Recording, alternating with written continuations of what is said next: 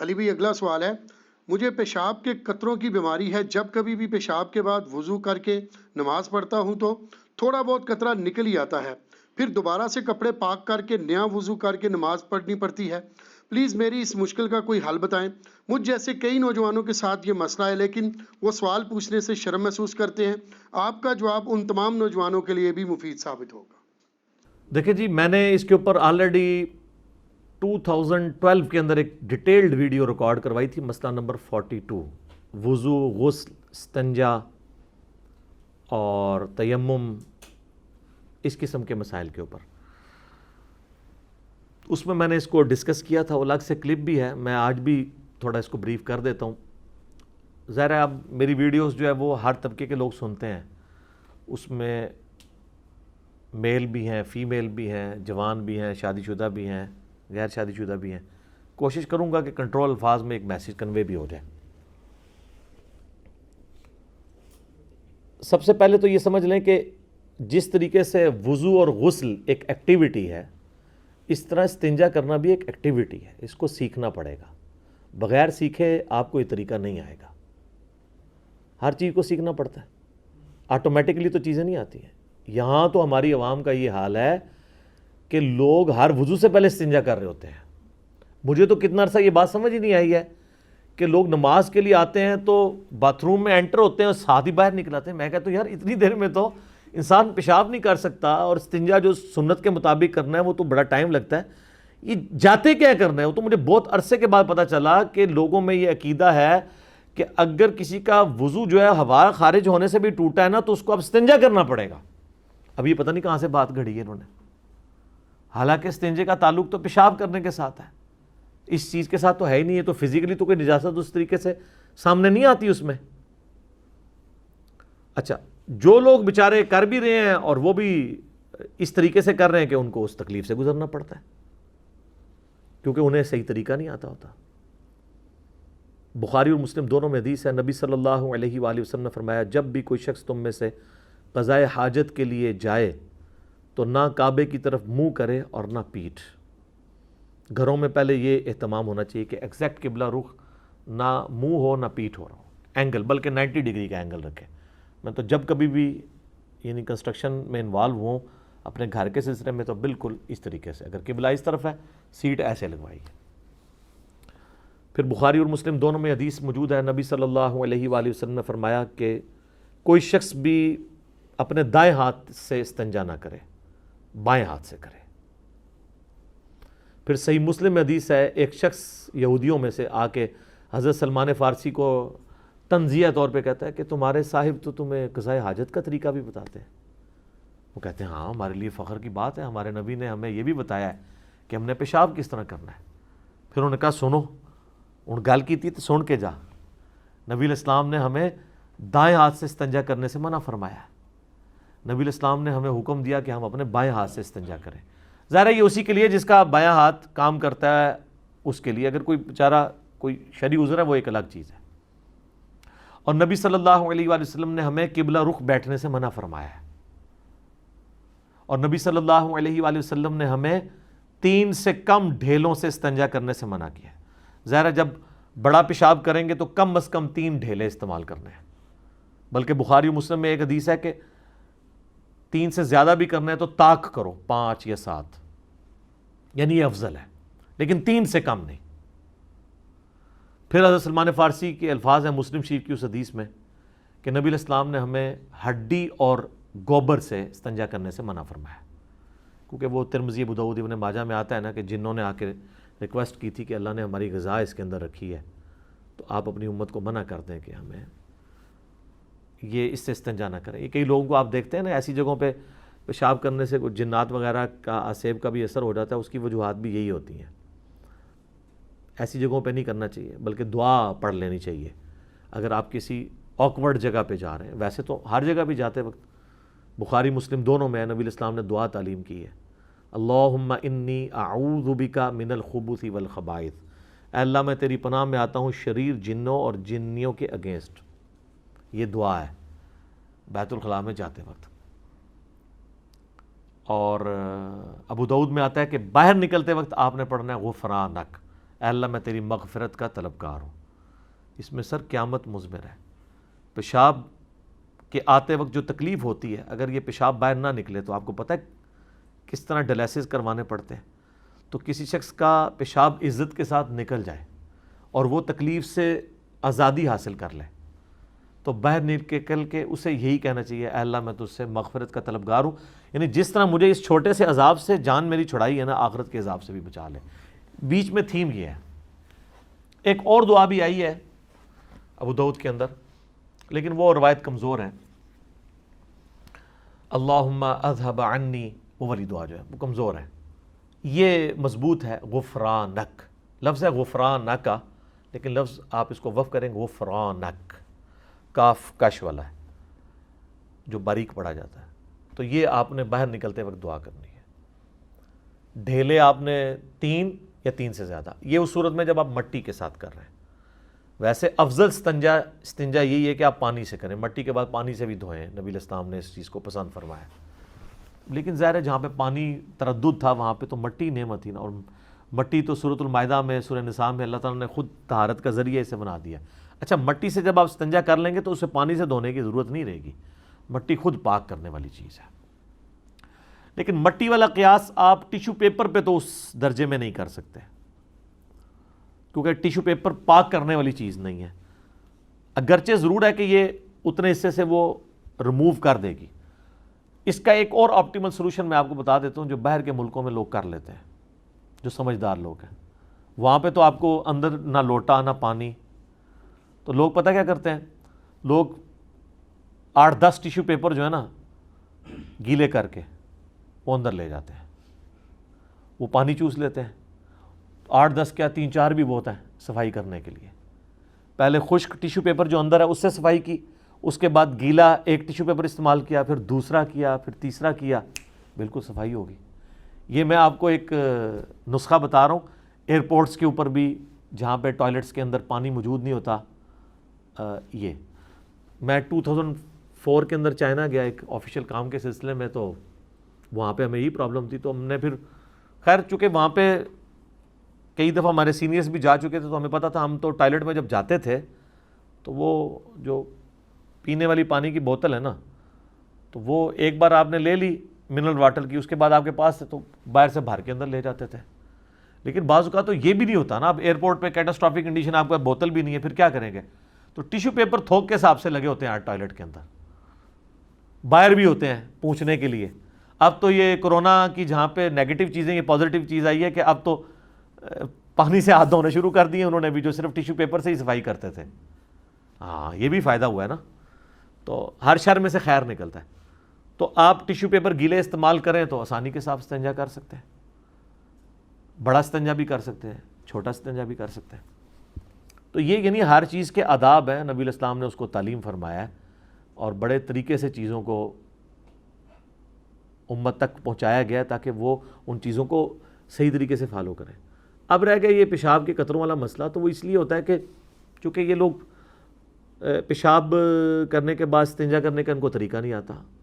جو چیز نیچرل آپ کے باڈی کا حصہ ہے اس کو یہ بیماری سمجھے ہوتے ہیں.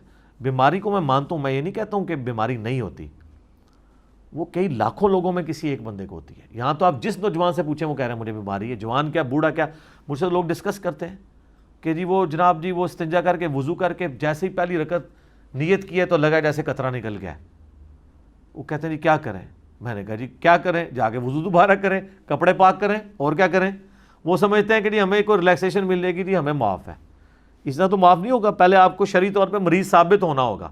اس کے ثابت ہونے کے لیے یہ ہوگا کہ اسی سے اگر آپ یہ کاؤنٹر کوشچن کر لیں، یہ جس طرح کورونا کا چیک کرتے ہیں نا وہ، کہ خشک کھانسی تو نہیں آ رہی، سانس تو نہیں رک رہا، آپ کو بیماری قطروں کی ٹیسٹ بتا دیں، ان سے پوچھیں. یہ قطرے آپ کو اس وقت آتے ہیں جب آپ نے پیشاب نہ کیا ہوا ہو. یعنی ایک بندہ صبح اٹھا ہے اس کو قطرے آنے شروع ہو جائیں، وہ کہے گا نہیں جب پیشاب کر کے فارغ ہو تو پھر قطرے آتے ہیں، تو اٹ مینس کہ آپ کو استنجے کا طریقہ نہیں آتا. ورنہ اگر یہ قطروں کی بیماری ہو نا، جن لوگوں کو استغفر اللہ یہ ہوتی ہے، ان کا مثانہ کمزور ہوتا ہے، وہ عام حالت میں بھی ان کے قطرے نکلتے رہتے ہیں، وہ لاکھوں میں کوئی ایک ہوتا ہے. ان کو آپ پوچھیں تو یہ آپ کو کہیں گے 1-2 بار قطرہ آتا ہے پھر سکون ہو جاتا ہے. سکون اس لیے ہوتا ہے کہ وہ نیچرل آنا ہوتا ہے، وہ آپ کو نکالنا ہوگا. اس کو میں نے ایک مثال سے سمجھایا سائنٹیفکلی، آپ اگر اس کو سمجھ لیں، آپ کسی نل کے ساتھ کوئی ایک ربڑ کا لمبا پائپ جوڑ دیں، پیچھے سے نل کھول دیں، اس پائپ میں سے پانی نکلے گا، تھوڑی دیر بعد آپ نل کو بند کر دیں، تھوڑی دیر تو پانی نکلے گا، پھر پانی رک جائے گا کیونکہ پیچھے سے نل بند ہو گیا۔ لیکن وہ جو ربڑ کا پائپ ہے، اس کی جو اندر والی دیوار ہے، ان دیواروں کے ساتھ جو پانی چپکا ہوا ہے وہ تو نہیں نکلا۔ اس کا ثبوت یہ، وہ جیسے ہی آپ یوں اس کو اٹھائیں گے پائپ کو، پھر آپ دیکھیں کتنا پانی اس میں سے نکل آئے گا۔ وہ پانی کہاں سے آیا ہے؟ وہ ٹوٹی میں سے تو نہیں آیا، وہ اس کی دیواروں کے ساتھ تھا۔ اس طریقے سے پیشاب کی بھی ایک نالی ہے۔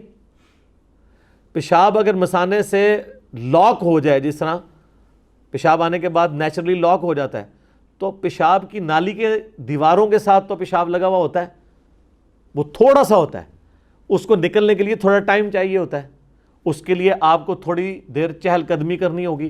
آپ ذرا کے پی میں چلے جائیں، پٹھان لوگ جسے ہم پنجابی میں وٹوانی کہتے ہیں، عربی میں سے الاستبراء کہتے ہیں۔ ابن ماجہ میں ایک روایت بھی ہے لیکن کمزور ہے، لیکن امام ابن ماجہ نے اس کے اوپر باب باندھا ہے کہ کم از کم 3 دفعہ شرمگاہ کو جھاڑنا ہے، ٹھیک ہے، یہ روایت لے کے ہیں، روایت کمزور ہے لیکن اوپر امام ابن ماجہ کا باب باندھنا اس حدیث کے اوپر اس کو ایز اے ٹرم تو ثابت کرتا ہے نا، تو عملی تواتر بھی اس کے اوپر موجود ہے۔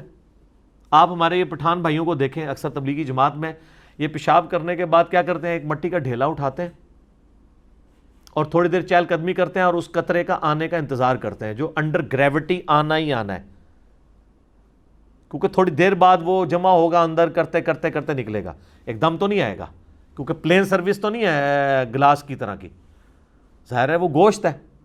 پھر وہ کیا کریں گے، وہ اس کو پوچھیں گے، پھر آپ دیکھیں گے پھر وہ دوبارہ استنجا کریں گے، اسی پہنچنے پہ اکتفا کر دیں گے، ان کو قطرہ نہیں، ان سے ذرا پوچھیں ادھر کوئی نہیں ہے بیماری قطروں کی، پٹھانوں کو یہ بیماری کیوں نہیں لگی ہوئی ہے؟ اس لیے کہ ان کو یہ پتہ ہے، ان کے کلچر میں یہ ان کو سکھائی جاتی ہے چیز، پنجاب کے کلچر میں یہ ہے نہیں ہے۔ یہ لوگ جناب پیشاب روکے ہوئے جناب اینڈ ٹائم پہ پہنچتے ہیں، جا کے استنجا تیزی سے کیا، اس کے بعد نماز پڑھ کے جیسے ہی نماز نیت کرتے ہیں تو کہتے ہیں نہیں لگتا ہے قطرہ آ گیا، اور لگتا نہیں ہو آ رہا ہوں جے، اور نماز کوئی نہیں ہوندی، اور کپڑے بھی ناپاک ہو جائیں گے، کپڑے بھی دھونے پڑیں گے۔ اس کا بڑا آسان سا طریقہ ہے کہ ویل بیفور ٹائم آپ اپنے آپ کو تیار کریں نماز کے لیے، یعنی اگر زہر کی نماز 1:30 بجے ہے تو آپ 1 بجے پیشاب کر لیں، اس کے بعد 5 یا 7 منٹ بعد ہی قطرہ آئے گا نا۔ جب وہ دوبارہ قطرہ آئے انڈر گریوٹی، تھوڑی دیر چہل قدمی کریں، وہ خود بخود آئے گا۔ جب وہ قطرہ آئے تو آپ دوبارہ سے استنجا کریں، لیکن دوبارہ استنجا کرتے وقت آپ نے پیشاب دوبارہ نہیں کرنا، ورنہ پھر آپ T0 پہ آ جائیں گے، 0 پہ، کیونکہ پھر وہ دوبارہ پروسیس شروع ہو جائے گا۔ یہ ذہن میں رکھیے گا، بعض کا سردیوں میں ایسے ہو جاتا ہے، بار بار پیشاب آتا ہے، پھر آپ نے اس چیز کو دیکھنا ہے، تو وہ پھر آپ ٹھنڈے پانی سے استنجا نہ کریں، گرم سے کر لیں سردیوں کے اندر۔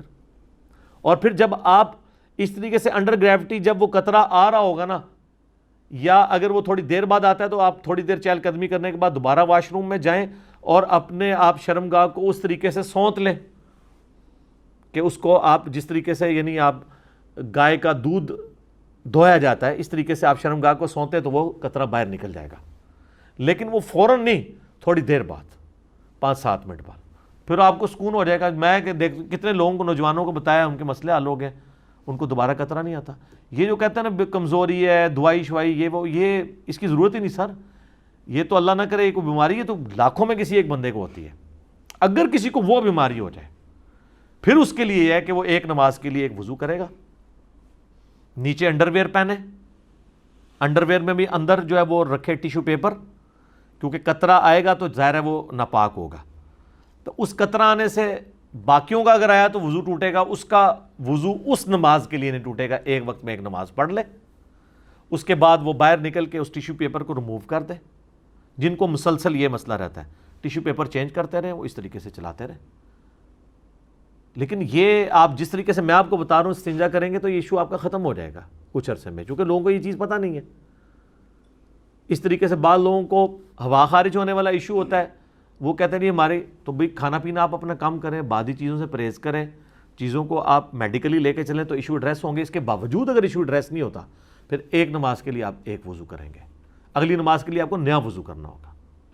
اچھا، ایک بعض لوگوں نے وہ ابو داؤد میں وہ ایک حدیث ہے نا، اس کا ایک رزلٹ غلط نکال لیتے ہیں، بلکہ بخاری مسلم میں بھی ہے کہ جب تک تم آواز نہ سنو یا بدبو نہ سنو، سونگ لو، تو اس وقت تک وضو نہیں ٹوٹے گا۔ یہ اس بندے کے لیے جس کو وہم ہوتا ہے کہ اس کے پیٹ کے اندر گڑبڑ ہوتی ہے، کیونکہ ابو داؤد میں اس کی ایکسپلینیشن موجود ہے کہ اگر کسی کو بیماری ہے کوئی ایسی، اس کے لیے ہے کہ پیٹ کے اندر اس کو لگ رہا ہے جیسے آواز آ رہی ہے لیکن فزیکلی نہیں ہے، تو اس کو یہ انشور کرنا ہوگا کہ جب تک آواز یا اسمیل نہ آئے۔ لیکن جب آپ کو فیل ہو گیا کہ آواز خارج ہو گئی ہے تو اب آپ نے باقی چیزوں کا انتظار نہیں کرنا، وضو ٹوٹ گیا۔ آپ کو فیل ہوا قطرہ نکل گیا تو وضو ٹوٹ گیا، آپ کو تو خود پتہ ہے۔ اچھا وہ حدیث بھی ٹھیک ہے جو ابو داؤد کے اندر ہے، ابن ماجہ کے اندر ہے، کہ نبی علیہ السلام وضو کرنے کے بعد اپنی رومالی کو، اس کو رومالی کہتے ہیں، سامنے والا جو حصہ ہے شلوار والا یا تہمت کا، اس پہ پانی چھڑکا کرتے تھے، وہ شک کو زائل کرنے کے لیے۔ لیکن اگر ایک شخص کو فیل ہو گیا کہ میرا قطرہ نکل گیا ہے، اور اب وہ خام خواہ اپنے آپ کو تسلی دے کہ جی یہ جو مجھے گیلا پن کا احساس ہے وہ رومالی کے گیلے ہونے کی وجہ سے ہے، تو یہ غلط ہے۔ یہ تو آخری درجے میں شک ختم کیا گیا کہ ونس آپ یہ کر دیں، پھر اب آپ جو ہے نا وہ، اگر آپ کو گیلا پن محسوس ہو تو آپ کو یہ ذہن میں آئے گا کہ میں نے کپڑوں پہ جو پانی چھڑکا تھا یہ اس کی وجہ سے گیلا پن محسوس ہو رہا ہے، اور ایکچولی نہیں ہے۔ لیکن یہ اس کے لیے آپ کو number of time exercise perform کرنی پڑے گی کہ آپ یہ چیز انشور کریں گے کہ ایسا نہیں ہے، ورنہ خالی شک کے اوپر تو مطلب بینیفٹ نہیں آپ کو دیا جا سکتا، آپ نے اپنے آپ کو خود سے چیک کرنا ہے۔ تو یہ قطروں والا مسئلہ لوگوں کے ساتھ رہتا ہے، اس لیے میں نے اس کو ذرا تھوڑا کھول کے بیان کر دیا۔ استنجے کا طریقہ سیکھیں، اور یہ سارے طریقے ہمارے پرانے بزرگوں نے اپنی کتابوں میں لکھے ہوئے ہیں۔ ایون شیخ عبد القادر جیلانی کی اگر آپ کتاب غنیۃ الطالبین کھول کے دیکھیں، جس میں نماز والا طریقہ جو ہے وہ بخاری مسلم کے مطابق لکھا ہے، رفع الیدین والا 11ویں والے پیر کا، ان کا بھی استنجے والا طریقہ دیکھیں تو باقاعدہ انہوں نے یہ سارے جملے استعمال کیے ہیں کہ اس طریقے سے شرمگاہ کو سونتا جائے، اور یہ ساری ڈیٹیلز انہوں نے لکھی ہوئی ہیں باقاعدہ۔ تو یہ عملی، اور اس کو ایگزیکٹ ان الفاظ کے ساتھ احادیث میں ہونا بھی ضروری نہیں ہے، یہ کلچرل چیز ہے۔ حدیث تو آپ کو گائیڈ لائنز بتائے گی کہ قطروں سے بچنا ہے، ٹھیک ہے جی، پیشاب کے لیے یہ ریکوائرمنٹس ہے کہ آپ نے، اب وہ جو حدیث ہے حضرت سلمان فارسی والی، اس میں تو یہ الفاظ ہی نہیں ہے کہ آپ نے اپنے کپڑوں کو چیٹوں سے بھی بچانا ہے، تو یہ انڈرسٹوڈ ہے، وہ باقی حدیثوں میں موجود ہے۔ بخاری مسلم میں حدیث ہے نا کہ نبی علیہ السلام گزر رہے تھے، آپ فرمائیں 2 قبر والوں کو عذاب ہو رہا ہے، ایک جو ہے وہ پیشاب کے چھینٹوں سے نہیں بچتا تھا اور دوسرا چگلی کھایا کرتا تھا، پھر آپ نے ایک ٹہنی توڑ کے اس کے 2 حصے کر کے اس میں ڈال دیے، فرمایا کہ میں اللہ سے امید کرتا ہوں جب تک یہ ہری رہیں گی ان کے عذاب میں تخفیف ہوگی، نبی علیہ السلام کے مبارک ہاتھوں کی برکت سے۔ تو وہ پیشاب کے چھینٹوں سے بھی بچنا ہے آپ نے، اور اصل مقصد پیشاب کے چھینٹوں سے بچنا ہے۔ یہ جو کہتے ہیں کھڑے ہو کے پیشاب کرنا، بیٹھ کے پیشاب کرنا، یہ ٹھیک ہے کہ عمومی سنت نبی علیہ السلام کی بیٹھ کے ہے، اس پہ میرا کلپ ریکارڈڈ ہے، لیکن اگر کہیں پہ مرد کو کھڑے ہو کے پیشاب کرنا پڑتا ہے تو وہ بخاری میں حدیث ہے کہ نبی علیہ السلام نے کیا ہے۔ امام ترمذی نے باقاعدہ پہلے بیٹھ کے پیشاب کرنے والی حدیث لی ہے، اس کے بعد انہوں نے چیپٹر بنایا کہ اس میں رخصت کا بیان، کہ آپ کو اجازت ہے کہ مرد کھڑے ہو کے پیشاب کر سکتا ہے۔ یہ تو کتنی مرد کے لیے کتنی سہولت ہے۔ آج کل آپ ملٹی نیشنل ہوٹلوں میں، آپ ایئرپورٹس کے اوپر دیکھیں، مردوں کے کھڑے ہونے کی پیشاب کی جگہ بنی ہوتی ہے، آپ بڑے احتیاط سے پیشاب کریں، آپ کو چھینٹے بھی نہیں پڑتے، اور اگر آپ کو چھینٹے پڑ رہے ہیں تو بیٹھ کے پیشاب بھی کرنا منع ہوگا۔ اگر آپ ایسی پتھریلی زمین پہ کر رہے ہیں کہ آپ کے اوپر پڑ رہے ہیں تو اس سے بہتر ہے آپ کسی اونچی جگہ پہ کھڑے ہو کے پیشاب کر لیں مرد کے لیے۔ اس لیے نبی علیہ السلام نے لاٹھی بھی ساتھ رکھی ہوتی تھی، آپ پہلے زمین کو نرم کرتے تھے۔ اب تو سر پیشاب کرنا ہی بڑا آسان ہو گیا، یہ اٹیچ باتھ اتنی بڑی نعمت ہے کہ آپ سوچ نہیں سکتے۔ اس زمانے میں بھی اٹیچ باتھ کیا، گھر میں ایک باتھ روم ہی ہوتا تھا، اور وہ بھی چھوٹے پیشاب کے لیے۔ بڑے پیشاب کے لیے تو عموماً زمین میں جانا پڑتا تھا باہر، اگر چھتوں میں بھی تھا تو اس کی صفائی کا اہتمام ہم نے تو خود یعنی اپنے بچپن میں دیکھا ہے کہ وہ اس طریقے سے وہ صفائی کرنے والی عورت آتی تھی، اور کس طریقے سے وہ، اب میں سوچتا ہوں کہ یار کتنا محنت کا کام تھا وہ عورت کرتی تھی۔ یہ سیوریج سسٹم تو نہیں تھا اس زمانے کے اندر، یہ تو ہم نے اپنے بچپن میں یہ چیزیں دیکھی ہوئی ہیں۔ گاؤں ایریا میں تو ابھی بھی آپ چلے جائیں، وہاں پہ خطرہ بھی، آپ رات کے وقت اگر آپ کو باہر جانا پڑ جائے تو یہ بھی خطرہ ہوگا کوئی بچھو نہ لڑ جائے، کوئی سانپ نہ کاٹ جائے، کتنے ایشوز ہیں وہاں پہ۔ یقین کریں پیشاب کرنا بھی ایک ایکٹیویٹی ہوتا ہے۔ یہاں پہ ایک بات یاد رکھیے گا، صحیح مسلم میں حدیث ہے کہ جب 2 خبیث چیزیں آئی ہوئی ہوں نا تو نماز قبول نہیں ہوتی، ایک پیشاب اور ایک پخانہ، گندگی والی چیز ہے نا۔ پیشاب اور پخانے کو آپ روک کے نماز نہیں پڑھ سکتے، لیکن اس صورت میں جب اس کی شدت زیادہ ہو کہ نماز میں آپ کا دھیان لگا رہے اس کی طرف، تھوڑا بہت کسی کو پیشاب آیا ہے جس کو وہ روکنے میں اس کو کوئی تردد نہیں, کوئی تکلیف نہیں, کوئی توجہ نہیں بٹے گی. الٹا وہ یہ سوچ رہا ہے کہ اگر میں نے پیشاب کیا تو میں تو اب نماز پھر پونے گھنٹے بعد ہی پڑھوں گا, پھر مجھے قطرہ آئے گا, میں کیا کروں. یہ ایسے شخص کو اگر وقتی طور پہ ہلکا سا پیشاب روکے وہ نماز پڑھ لے گا, اس کی نماز درست ہے. لیکن شدت کے ساتھ آیا ہے تو پھر نہیں. وہ تو مسلم شریف میں حدیث ہے, عبداللہ بن عمر کے سامنے کھانا لا کے رکھا گیا, اقامت شروع, انہوں نے کہا نماز تو میں نہیں, بعد میں پڑھوں گا, پہلے کھانا کھاؤں گا. نبی اسلام نے ہمیں حکم دیا ہے کہ جب کھانا سامنے آ جائے تو پہلے کھانا کھانا ہے, نماز بعد میں پڑھنی. لیکن یہ بھی یاد رکھیں کہ یہ نہ ہو کہ آپ کا کھانا ہمیشہ اذانوں کے وقت ہی آ رہا ہو. دیکھیں نا, باقی کاموں کو بھی تو ہم نے مینیج کیا ہوتا ہے. مثلا میں نے اپنے کاموں کو مینیج اس اعتبار سے کیا کہ بھی میں نے مغرب سے پہلے کھانا کھانا ہے یا مغرب کے بعد کھانا ہے. یہ نہیں ہے کہ عشاء کی اذانیں شروع ہو رہی ہیں وہاں سے کھانا آ جائے, اور یہ بھی نہیں ہے کہ میں اگر تھوڑی دیر لیٹ بھی کر دوں گا تو مر جاؤں گا, یہ بھی نہیں. پرانے زمانے کے لوگوں پہ آپ نے قیاس نہیں کرنا. اگر عبداللہ بن عمر یہ بات کر رہے ہیں نا, تو سر وہ بیچاروں نے صبح کے وقت کی روٹی کھائی ہوتی تھی, پورے دن کی مزدوری ہوتی تھی, ان کی تو حالت ہی کوئی نہیں ہوتی تھی. وہ کھانا کھائے بغیر تو ان کا پورا نماز میں بھی دھیان کھانے کی طرف رہے اگر وہ کھانا نہ کھائیں, اور کھانا بھی پھر تھوڑا سا کھانا ہوتا تھا انہوں نے. ان کے لیے واقعی ایشو ہے. جو پورا دن ہی چرتے رہتے ہیں ان کے لیے یہ مسئلے نہیں ہیں. وہ نماز سے پہلے بھی کھا رہے ہوتے ہیں, نماز کے بعد بھی کھا رہے ہوتے ہیں, سونے سے پہلے بھی کھاتے کھاتے سوتے ہیں, اور سو کے اٹھ کے بھی کھانا شروع کر دیتے ہیں. ادھر زیادہ تو لوگ یہی کر رہے ہیں نا, کھانے کے معاملے میں کوئی احتیاط نہیں ہے. ہاں آپ تھوڑا تھوڑا کھاتے رہیں, بے شک زیادہ دفعہ کھائیں ٹھیک ہے, اوور ایٹنگ نہیں کرنی چاہیے. اور یہ جو لوگ بڑا لوگوں کو شوق ہوتا ہے, وہ جناب صبح اٹھ کے نا ناشتہ کرنے سے پہلے برش کر رہے ہوتے ہیں. کوئی فائدہ نہیں اس برش کرنے کا. جو کام آپ کے ساتھ کھانے نے ڈالنا تھا آپ کے دانتوں کے ساتھ وہ ڈال لیا. رات کو سونے سے پہلے برش کرنا ہے آپ نے, تاکہ ذرات دانتوں میں نہ رہیں, رات کو ان کو کام کرنے کا موقع نہ ملے کہ وہ کیڑا لگائیں. صبح ناشتہ کرنے سے پہلے تو جسٹ کلی کر لیں, کافی ہے, ہاتھ دھو لیں, اور ناشتہ کرنے کے بعد برش کریں, تاکہ دوپہر کے کھانے تک جو 8-10 یا 5-6 گھنٹے ہیں, تو 8-10 تو میرے جیسے لوگوں کے لیے جنہوں نے شام کو کھانا ہے, لیکن جنہوں نے دوپہر کو بھی کھانا ہے ان کے لیے 5-6 گھنٹے ہیں. ان 5-6 گھنٹوں میں دانتوں کو کیڑا لگنے کا موقع نہ اس کھانے کو ملے. تو کھانا کھانے کے بعد دانت دھونے چاہیے, تب فائدہ مند ہے. پہلے آپ دھوئیں گے اور بعد میں وہ لگا رہے تو کوئی فائدہ ہے؟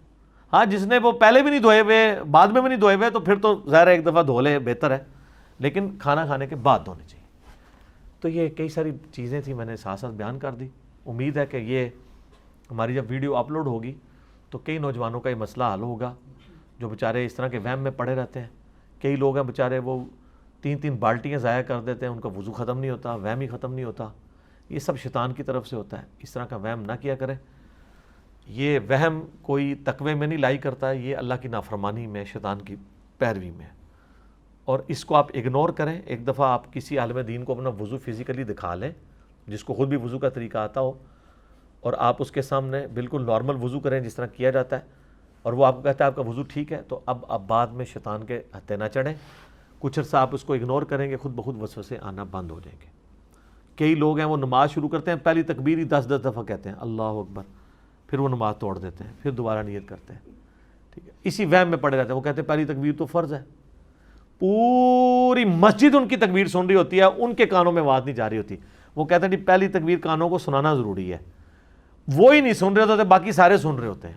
میں نے خود یعنی اپنے ساتھ یونیورسٹی میں ایسے اسٹوڈنٹس دیکھے ہیں. تو اس طرح کا وہم نہیں کرنا چاہیے. شیطان بعض اوقات نیکی کی آڑ میں آپ کو دین سے متنفر کروانے کے لیے اس طرح کی حرکتیں کروا دیتا ہے. اس طریقے سے بعض لوگ پاکی پلیدی کا دھیان کرنے کے چکر میں اتنا پانی ضائع کر دیتے ہیں, اور پھر جناب وہ 10 دفعہ کلمہ پڑھ کے نا وہ ہاتھ دھو رہے ہوتے ہیں. پھر کلمہ پڑھنے سے نہیں ہاتھ پاک ہونے ہیں, کلمہ تو دل کو پاک کرنے کے لیے پڑھا جاتا ہے, ایک روحانی مسئلہ ہے. ہاتھ پاک ہونے ہیں پانی کے ساتھ. ٹھیک ہے, چاہے آپ کلمہ پڑھیں یا نہ پڑھیں, اس کے ساتھ تو اس کا کوئی تعلق ہی نہیں ہے. کپڑے بھی دھوتے ہیں تو وہ کتنی دفعہ اس کے اوپر کلمہ پڑھتے ہیں, اور پھر وہ پتہ نہیں کیا کچھ. کئی عورتیں ہیں جو وہم کا شکار ہوتی ہیں, اس طریقے سے پانی ضائع کرتی رہتی ہیں. تو یہ ساری چیزوں کو پیرلل میں دیکھ کے چلنا چاہیے, فضول خرچی نہیں کرنی چاہیے. بقیہ کے سوالات انشاءاللہ پھر اگلی دفعہ ہم ڈسکس کریں گے. جی بتائیں. واش روم میں جن کو قطرے آتے ہیں نا, یہ اصل میں نا جلدی بہت کرتے ہیں. جی جلدی کرتے ہیں جی, وہی تو میں نے بتایا نا, جلدی والا کام ہی نہیں ہے. میں نے یہی تو بتایا کہ جی آپ نے آدھا گھنٹہ پہلے کم از کم تیاری شروع کرنی ہے, پھر آپ اپنے آپ کو تیار کر پائیں گے. تو جلدی کریں گے تو پھر یہی کچھ ہوگا. جلدی اسی لیے کر رہے ہوتے ہیں کہ اینڈ ٹائم پہ وہ جا رہے ہوتے ہیں. ٹھیک ہو گیا جی. اللہ تعالیٰ سے دعا ہے جو حق بات میں نے کہی اللہ تعالیٰ ہمارے دلوں میں راسخ فرمائے. اگر جس بات میں میرے منہ سے غلط بات نکل گئی تو اللہ تعالیٰ ہمارے دلوں سے معاف کر دے, ہمیں معاف بھی کر دے, ہمیں کتاب و سنت کی تعلیمات پر عمل کر کے دوسرے بھائیوں تک پہنچانے کی توفیق عطا فرمائے. سبحانک اللہم و بحمدک اشہد ان لا الہ الا انت استغفرک و اتوب الیک وما علینا الا البلاغ المبین. جزاکم اللہ خیرا.